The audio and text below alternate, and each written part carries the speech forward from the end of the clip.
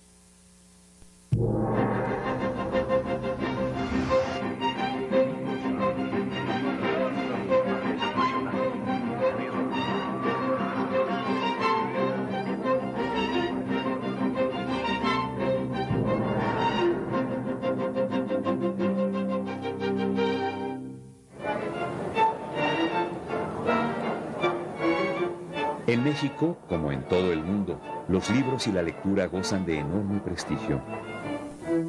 De los libros se habla siempre bien y tenemos consideración y respeto por aquel que ha adquirido el hábito de la lectura. Los personajes de la vida nacional se retratan con sus bibliotecas atrás. Es un símbolo de aquello que creemos, ¿no? Que la cultura da estatus, sirve para el ascenso social y también para la imagen. De los libros se nos ha dicho que son consejeros desinteresados, amigos fieles, memoria del mundo, brújula de nuestras vidas y fuente inagotable de placer. Pero si es así, ¿por qué leemos tan poco los mexicanos? ¿Es acaso el precio de los libros lo que impide su lectura? A mí, cuando me dicen que los libros son caros, me dan risa. Lo que pasa es que no estamos acostumbrados a comprar libros. Un libro se nos hace caro porque no estamos acostumbrados a comprarlo, porque no hemos considerado que es necesario para nuestra vida. Durante 2005, diversas encuestas de hábitos de lectura arrojaron datos que señalan un hecho contundente. A la gran mayoría de los mexicanos no solo no les gusta comprar libros, tampoco les gusta leerlos. La encuesta sobre hábitos de lectura 2005 de la Procuraduría Federal del Consumidor indica que solo 2% de la población tiene el hábito de la lectura, lejos de Argentina, con 17%, más lejos de España y de Alemania, con 39 y 60%, y lejísimos del Japón, con 91% de habitantes que son lectores asiduos. Si es así, si es el 2% sobre 100 millones de habitantes, realmente es una cantidad muy pequeña. Medida en relación con los países más avanzados, cuyas industrias editoriales se encuentran en un mayor grado de desarrollo, cuyos niveles educativos son distintos, etc.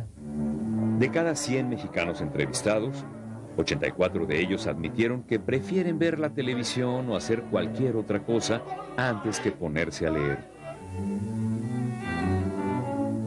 De esos mismos 100, 80 no habían estado nunca en una biblioteca.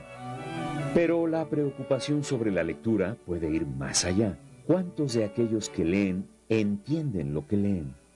Por ejemplo, en el caso de los bachilleratos de la UNAM, un 15% de los aspirantes a ingresar a los bachilleratos alcanzan a entender lo que leen. Y en otras instituciones serían resultados muy semejantes, ¿no? Si hay 85 muchachas o muchachos que han pasado toda su primaria y toda su secundaria, y al llegar a bachillerato descubren que no entienden lo que leen. El círculo vicioso que comienza con la aversión por la lectura y pasa por la incomprensión de lo leído, concluye en el empobrecimiento de una zona vital de nuestra vida diaria, la que nos permite hablar, y comunicarnos con los otros. Efectivamente, un lenguaje reducido en el número de palabras va a terminar por hacernos casi parsanescos, diría.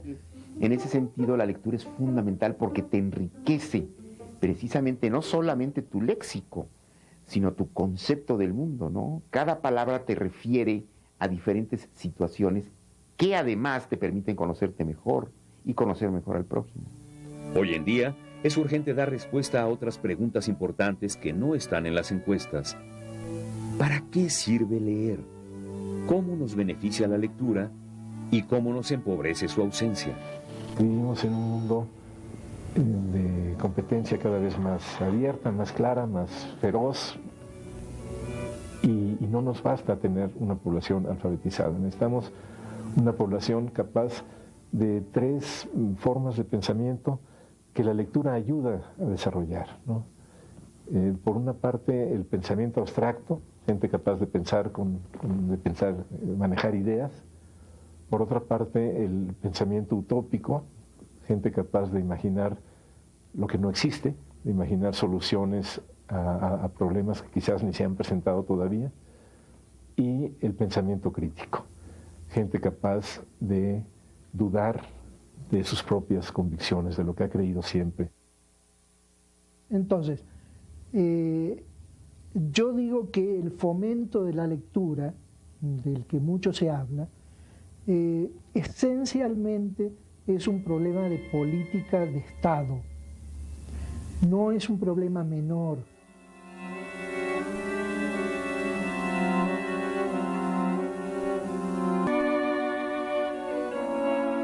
Hace más de 500 años, un joven inventor alemán llamado Juan Gutenberg adoptó una vieja prensa para hacer vino y la convirtió en lo que sería el instrumento cultural más poderoso de la civilización moderna, la imprenta.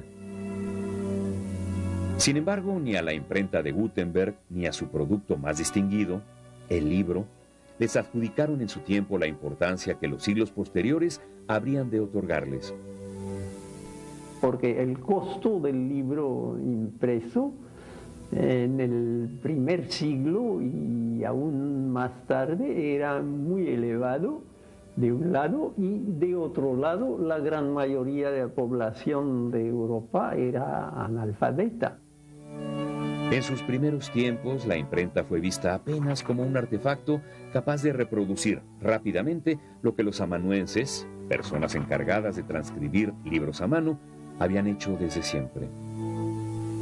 Los amanuenses, cuyo trabajo era copiar códices, se vieron frustrados por este proceso mecánico, porque para copiar un libro, digamos, de Aristóteles, tardaba un amanuense 1 año para hacer una sola copia. Y en el mismo tiempo, Aldo Manuzio en Venecia, por ejemplo, en su imprenta, podía sacar 1000 copias del mismo texto. Pese a la gran innovación que representaba la imprenta, su alto costo inicial, su dudosa rentabilidad y el ínfimo mercado de lectores y por consiguiente de compradores potenciales, hizo de los primeros libros productos muy poco apreciados.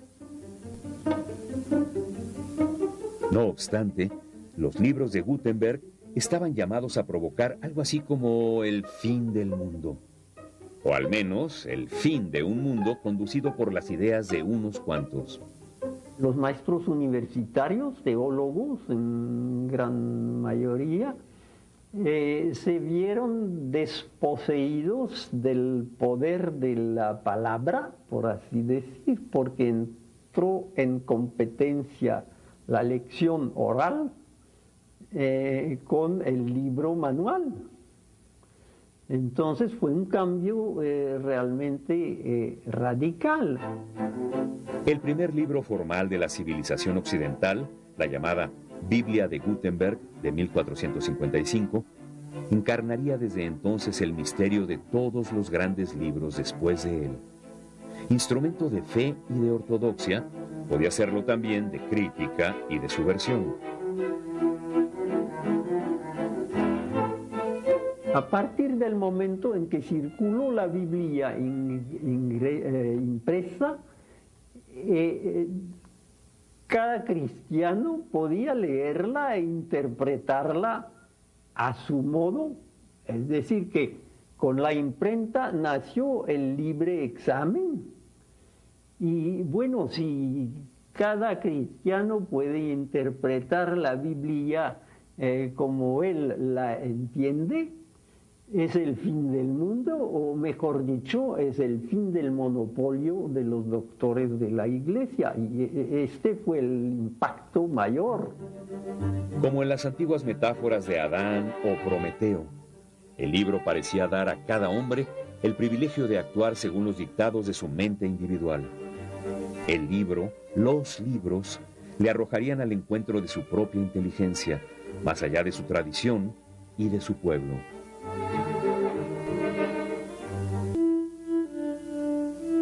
Al promediar el siglo XVI, la Europa de la imprenta es también una Europa codiciosa en busca de nuevas tierras. Fieles a lo peor y a lo mejor de sus tradiciones, algunos cristianos ven en los territorios de América una oportunidad para el saqueo, y otros una ocasión para proteger a los vencidos y conservar su memoria. Fueron los frailes los que se especializaron en la lectura de las antiguas historias indígenas, tanto las que estaban en códices como las que estaban en pinturas y en imágenes, y se entrevistaron, reunieron a todos los viejos.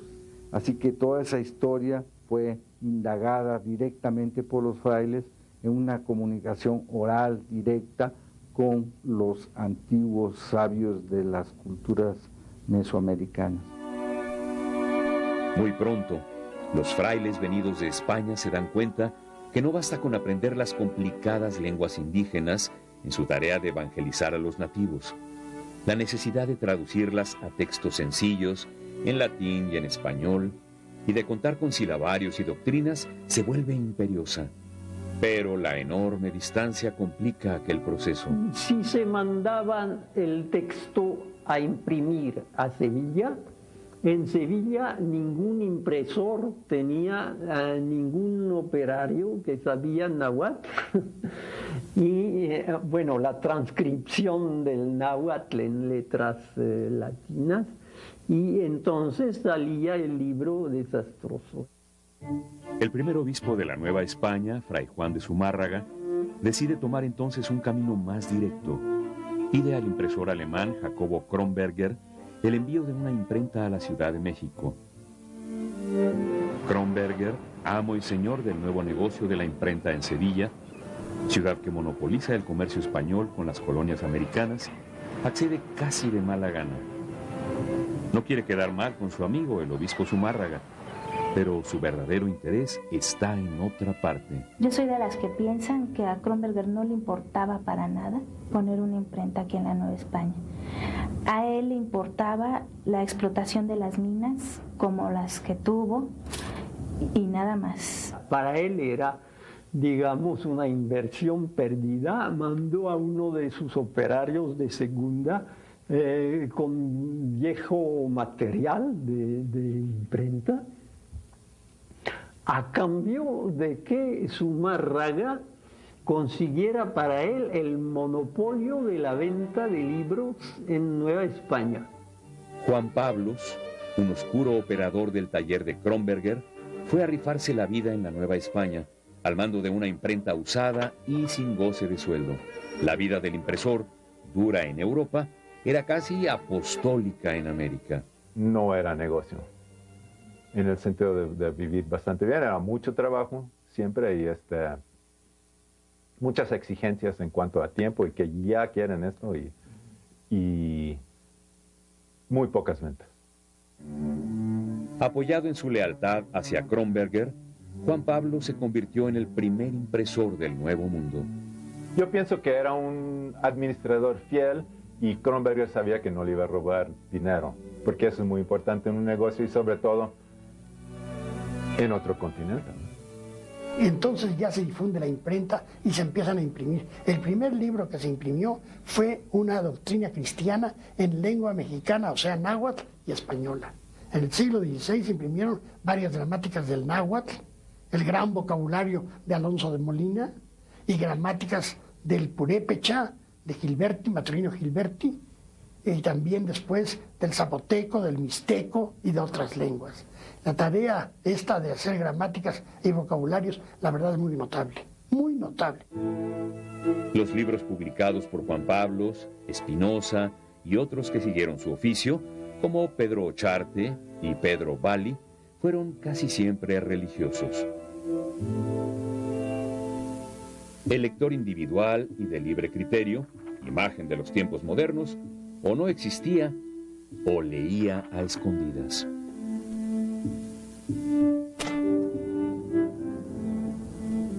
La creación de la Universidad de México en 1538 y la de los primeros seminarios, así como el empeño del obispo Zumárraga para proveer a los frailes de lecturas para la doctrina, contribuyó a la formación de bibliotecas en colegios y conventos.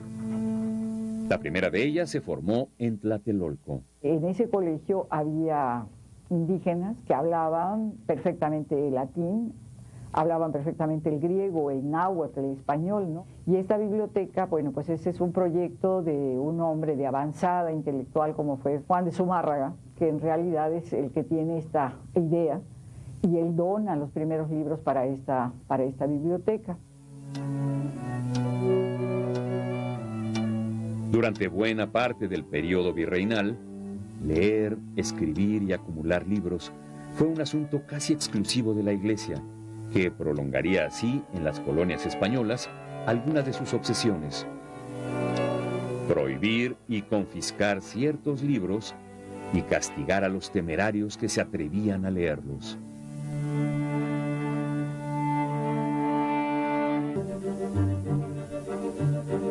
Superada la etapa más violenta de la conquista, los colegios y conventos fundados por los frailes franciscanos, agustinos y jesuitas, entre otros, dispusieron de un espacio particular para la lectura, las bibliotecas.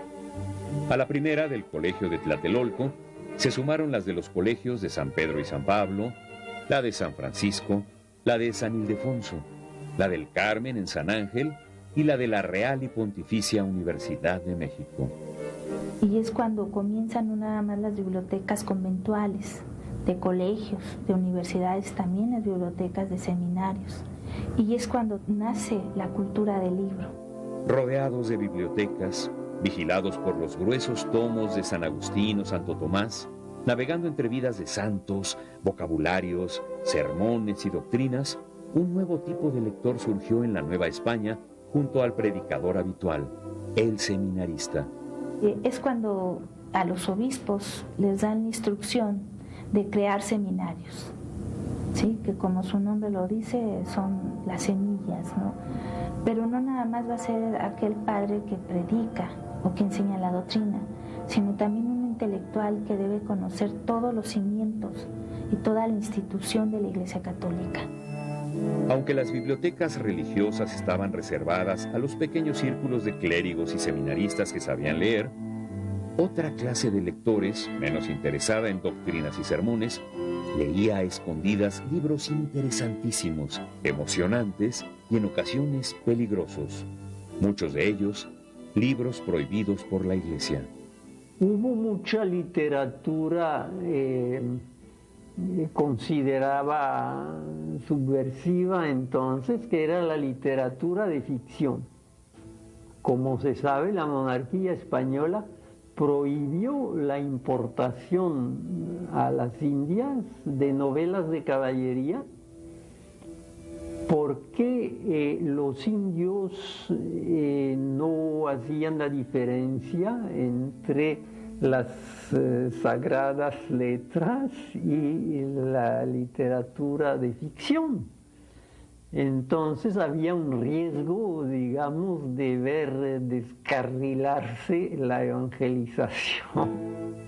Un libro prohibido es aquel que tiene ideas judaizantes, que utilizan el hebreo, que ponen en duda la fe cristiana o que critican severamente y en forma burlesca la corona. Esos son los principales parámetros para prohibirlos, que son de adivinación también. Y tenemos que tener claro que un libro prohibido, pues tan fácil, se tomaba y se quemaba. La persecución de escritos indeseables o impíos llegó a América tan temprano como la Cruz Católica. A partir de su fundación en 1571, la Inquisición de la Nueva España prohibió y castigó con excomunión y sin éxito el tráfico y la posesión de libros peligrosos. No obstante, ese misterioso objeto, el libro prohibido, nunca pudo suprimirse. Uno de los trucos era encuadernar juntos unos libros devotos, el de encima era devoto y a continuación venía otro subversivo en algún aspecto, o espiritual, o moral, o político. Más de 200 años después, nuevos peligros y nuevas ideas seguían desembarcando clandestinamente en Veracruz o en Tampico, pegados a libros devotos, ocultos en barricas de vino, toneles de fruta seca y en cajas de doble fondo. Entre aquellas páginas venían los nuevos indeseables, los enciclopedistas, la Revolución Francesa y la Constitución norteamericana, que nutrían el anhelo independentista de una nueva nación, la nación mexicana. Había parte de las autoridades que simpatizaban con la independencia y con las ideas ilustradas. Entonces, yo creo que la aduana en ese sentido se podía volver más benigna, no había esta cuestión tan férrea como lo hubo durante la Inquisición en los siglos XVI y XVII. Pero no solamente entre los lectores laicos, el afán de novedades y la sed de conocimiento ganaban adeptos. Desde mucho tiempo atrás, los llamados libros prohibidos eran bien conocidos entre algunos de los lectores por excelencia, los clérigos. El marqués de Castañiza fue obispo de Durango, rector del colegio de San Ildefonso e inquisidor. Pero ve su biblioteca, tiene todos los libros prohibidos. En vísperas de la Revolución de Independencia, la censura había perdido la batalla y la tenacidad de muchos, lectores y no lectores, la había ganado. No todos sabían leer, pero todos sabían escuchar. Entonces estaban estos pregoneros, que incluso, pues, eso es muy interesante, pues, justo cuando se está dando el movimiento de independencia, esas imprentas itinerantes, ¿no?, que se hacían totalmente manuales y que tenían un pregonero que decía las noticias, ¿no? Nuestros ideales se encuentran acogida en todos los cerebros, pero es preciso darlos a conocer, propagarlos, porque a pesar de los reveses que ha sufrido la insurgencia, Vicente Guerrero y 1 millar de patriotas mantienen encendida la llama y nuestro triunfo está seguro. Por eso es necesario que las conciencias estén preparadas. He venido a pedirte que me regales la imprenta.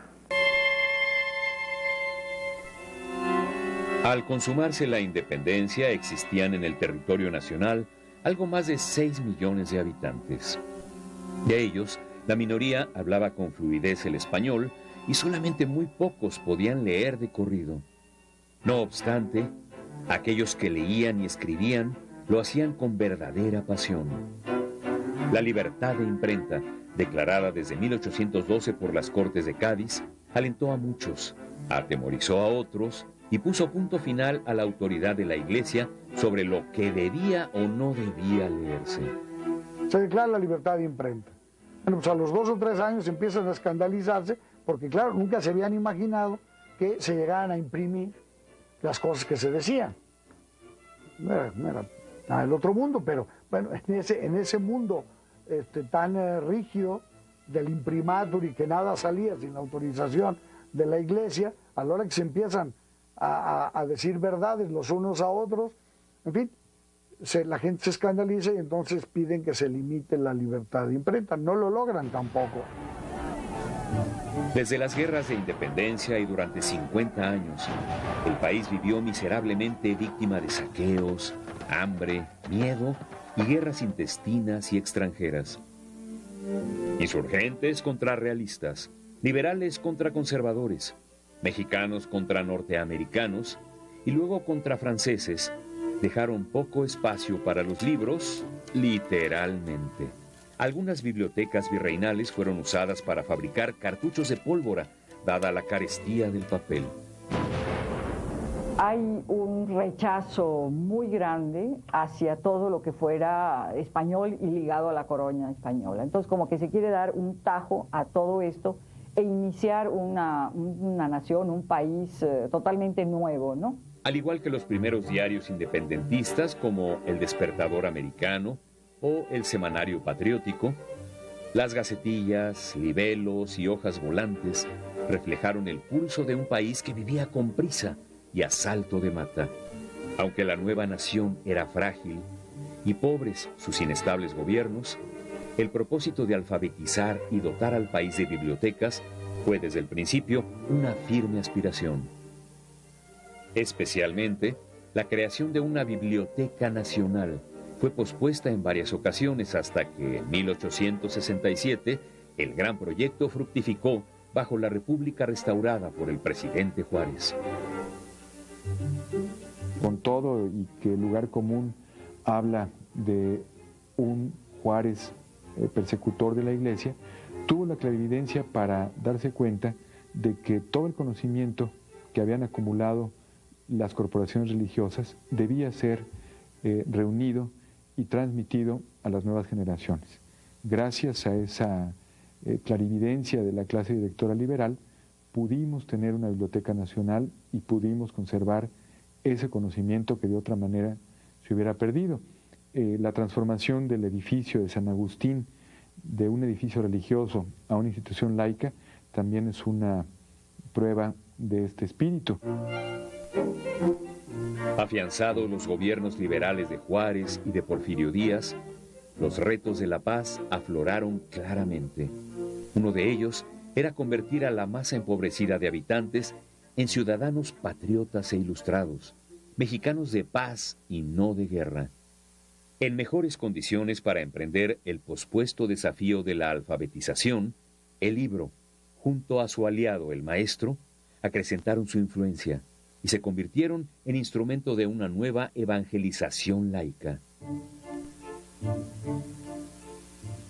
Se puso en el tapete todos los problemas de México, el de ampliar la educación, el de cómo se iba a enseñar todo, cuáles eran los problemas, y de allí Justo Sierra escribió sus dos libros, apuntes, Catecismo de Historia de México y Elementos de Historia de México, que sirvieron de textos en la escuela básica.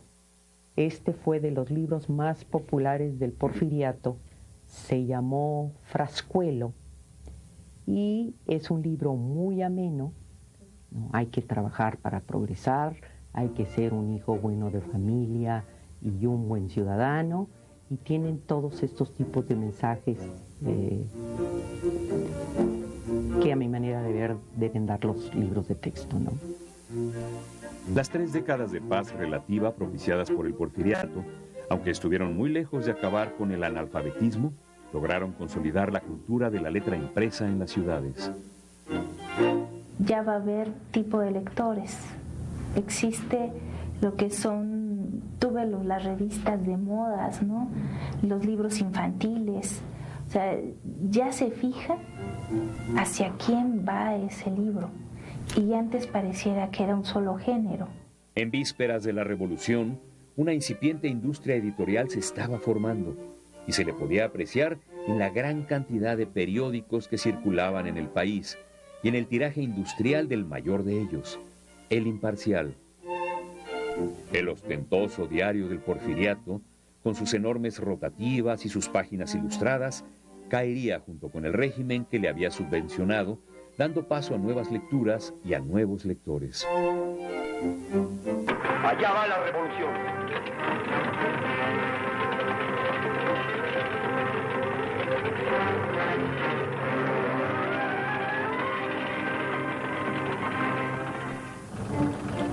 Hacia 1910, muchos mexicanos sintieron que una paz sin justicia no era suficiente. Buena parte de la justicia pospuesta tenía que ver con los millones de mexicanos que no sabían leer ni escribir. Esta aspiración de igualdad educativa, forjada en la guerra y plasmada en el artículo 3 de la Constitución de 1917, llevaría al presidente Álvaro Obregón, líder de la Revolución Triunfante, a la designación de José Vasconcelos para encabezar la recién creada Secretaría de Educación Pública. José Villegas cuenta un episodio muy divertido en que acompaña a Vasconcelos a repartir libros un sábado o un domingo, porque los fines de semana el secretario de Educación tomaba su automóvil, no se usaban en aquel tiempo todavía escoltas, ni guaruras, ni nada.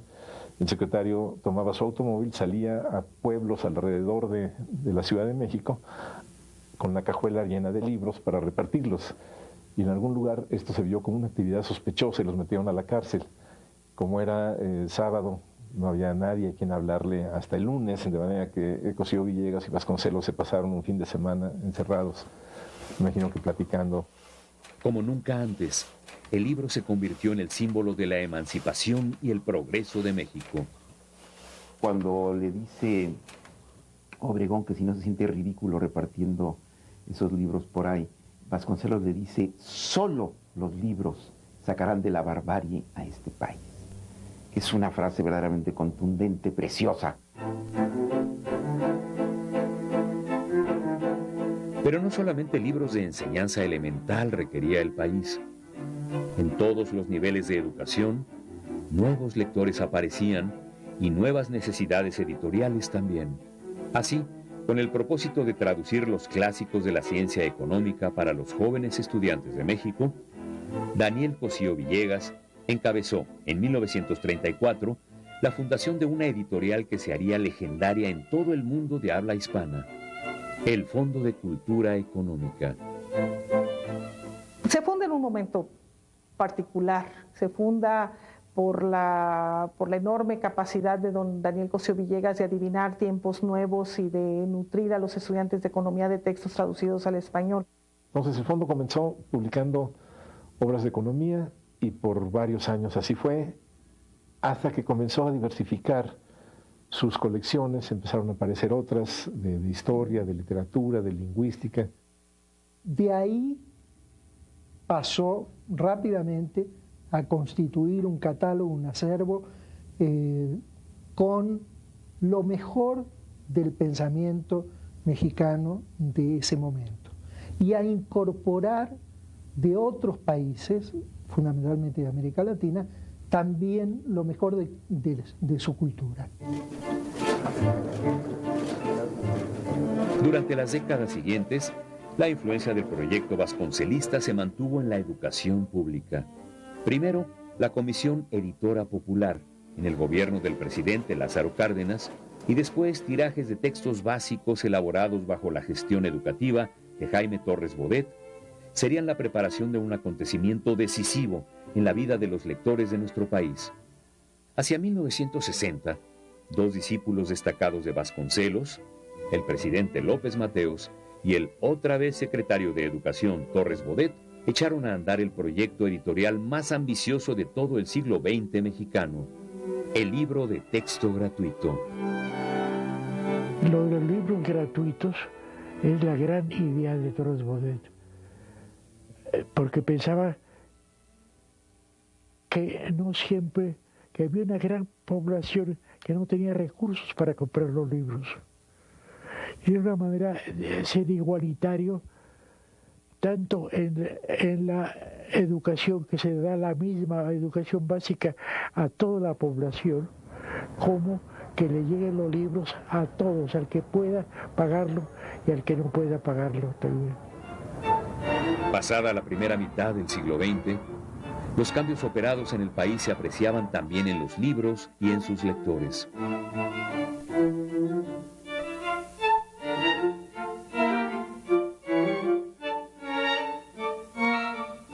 La idea vasconcelista de poner lo mejor de la literatura universal al alcance de todos sería retomada con éxito en 1959 por una editorial privada, la Casa Porrúa, a través de una colección que se haría memorable. Sepan cuántos.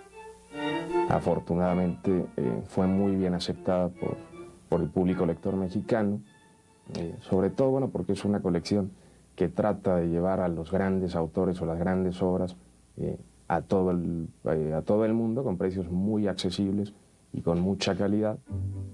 Así pues, entre 1930 y 1970, la industria editorial mexicana creció y se diversificó, al igual que la población capaz de leer y escribir. Editoriales privadas como Porrúa, Botas, Aguilar, Diana y Siglo XXI se sumaron a los esfuerzos de instituciones apoyadas por recursos públicos como las imprentas universitarias, el Fondo de Cultura Económica o el Colegio de México. Una de aquellas editoriales, la de Joaquín Mortiz, encabezada por el notable editor Joaquín Díez Canedo, se empeñó en promover a una talentosa generación de jóvenes escritores mexicanos. Fuese o no fuese aquel un buen negocio. Básicamente Mortiz se volvió la plataforma de los autores jóvenes para impulsarse en la literatura mexicana en los 60s. Mi padre nunca hubiera hecho libros sobre ciertos temas porque se vendían o porque la gente los quería, ¿no? Para él el tema del autor era fundamental, ¿no? Y quizá en eso sí no fue un editor comercial.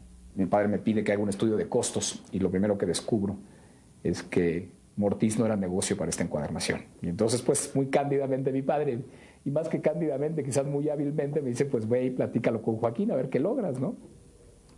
Y le dije, Joaquín, te vengo a ver porque he hecho un estudio de costos. Tú sabes que acabo de recibirme de licenciado en emisión de empresas y los costos, pues, es una parte necesaria. Ah, qué bueno, Francisco, me da mucho gusto. ¿Y qué descubriste? Pues que con tus libros perdemos dinero. Se quedó pensativo, tomó su pipa, dijo, ¿y? Pues Joaquín, que a mi padre y a mí no nos conviene encuadernarte libros, ¿no? Y él me contestó, después de meditarlo muy poco, me dijo, mira muchacho, si tu padre y yo hiciéramos lo que nos conviene, no estaríamos platicando en este momento. A lo largo del tiempo, los mayores promotores de la lectura en México, Altamirano y Justo Sierra, Vasconcelos, Cosío Villegas y Torres Bodet, vieron en el libro un recurso pedagógico, pero también un símbolo de regeneración moral y de progreso material. Hoy en día, todos ellos son precursores de un ambicioso proyecto de formación de lectores, las bibliotecas de aula. Casi todos los sexenios tienen por ahí un proyecto de promoción para la lectura, pero nunca tan impactante ni tan de base como este de Hacia un país de lectores. Creo que los programas que encaró el gobierno de bibliotecas, de aula, de bibliotecas de escuelas, etcétera, son claves.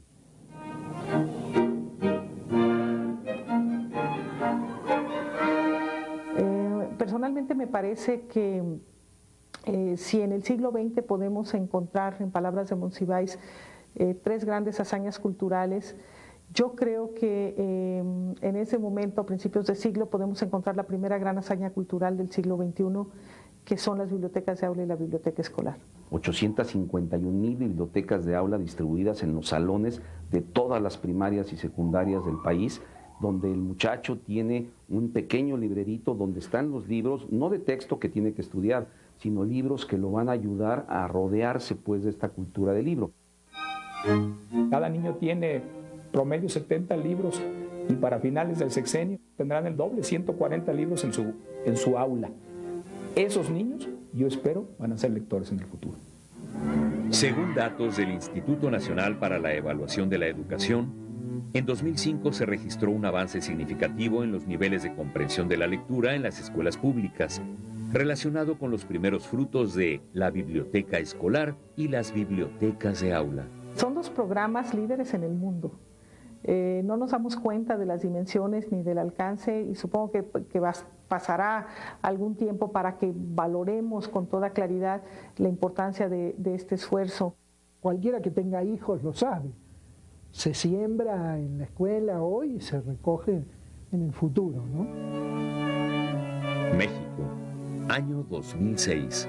En un país mayoritariamente alfabetizado, con una sólida tradición de libros de texto gratuitos, poseedor de una historia literaria y editorial notable, No hemos logrado todavía arraigar el hábito de la lectura. ¿Qué es lo que ha pasado?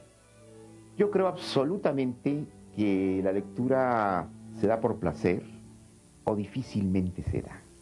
Hay tantos atractivos a nuestro alrededor que tú no vas a meterte, a clavarte en un libro si no es porque encuentras allí un motivo fundamental, esencial para tu vida. Yo creo que el problema está precisamente en enseñar a la gente el placer de la lectura, no obligarlo a leer.